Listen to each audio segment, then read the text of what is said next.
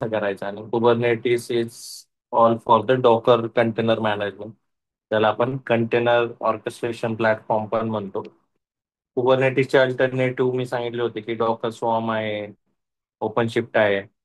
आणि कुबरनेटिस हा गुगलचा open source product. Okay, तर ऑफिशियल साईटवर तुम्ही गेले तर kubernetes.io वरती तर तुम्हाला खूप साऱ्या गोष्टी याच्यामध्ये मिळतील.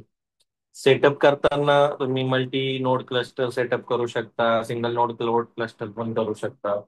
याच्यामध्ये आपण काय करतो की सिंगल नोड क्लस्टर आपण केलंय. आणि सिंगल नोड क्लस्टर कसा केलाय तर मिनी क्यूब यूज करून आपण केलो होतो. त्याच्यासाठी प्री लागतं की तुमच्याकडे डॉकर पाहिजे, उबंटू पाहिजे, आणि त्याच्यानंतर तुम्ही मिनी क्यूब क्लस्टर करू शकता.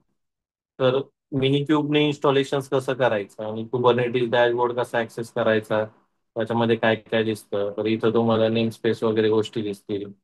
बाकी हे सगळे कॉम्पोनंट्स आपल्याला शिकायचे म्हणजे सर्व्हिस, इनग्रेस, कुबरनेटिस कॉन्फिग, या सगळ्या गोष्टी आपल्याला बघायच्या आहेत.